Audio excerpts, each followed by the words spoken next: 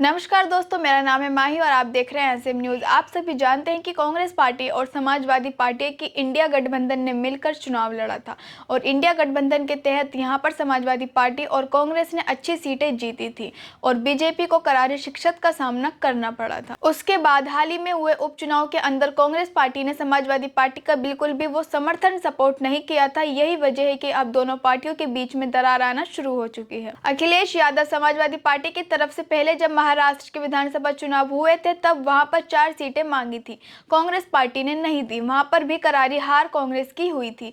तो इसी को ध्यान में रखते हुए प्रोफेसर रामगोपाल यादव ने भी हाल ही के अंदर एक स्टेटमेंट दिया कि राहुल गांधी ना तो हमारी नेता है और ना ही हम उन्हें नेता मानते हैं, वो अपनी कांग्रेस पार्टी के नेता हैं। साथ ही ममता बनर्जी ने हाल ही में कहा है कि वो इंडिया गठबंधन के नेतृत्व करना चाहती हैं, कांग्रेस पार्टी को नहीं, बल्कि उनके अंदर अब ताकत नहीं है। तो ऐसे में कुल मिलाकर बात साफ नजर आ रही है कि यूपी के अंदर इंडिया गठबंधन खास तौर से कांग्रेस पार्टी और समाजवादी पार्टी के बीच जो लड़ाई है वो सीधी है दलित और मुस्लिम वोटों की। दरअसल मुस्लिम समाज का वोट पिछले कई सालों से लगातार समाजवादी पार्टी के पास जाता है और यूपी के अंदर दलितों का वोट बीएसपी के पास जाता है।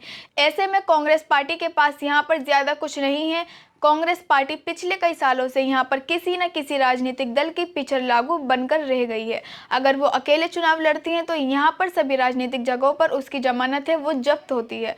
तो इसी को ध्यान में रखते हुए अब समाजवादी पार्टी और कांग्रेस पार्टी दोनों ही पार्टियों को अपनी अपनी महत्वाकांक्षा है। समाजवादी पार्टी चाहती है कि अगर कांग्रेस एक बार यूपी में मजबूत हो जाएगी तो फिर समाजवादी पार्टी फिर से यहाँ पर खड़ी नहीं हो पाएगी और कांग्रेस पार्टी ये चाहती है कि समाजवादी पार्टी अगर ज्यादा मजबूत हो जाएगी तो वो हमें ज्यादा यहाँ पर भाव नहीं देगी। इसी के चलते यहाँ पर दोनों राजनीतिक पार्टियों के बीच में मनमुटाव साफ देखने को मिल रहा है और इसी के चलते बहुजन समाज पार्टी के सुप्रीमो मायावती जी ने पिछले दिनों मुस्लिम दाव है वो खेलना शुरू कर दिया है।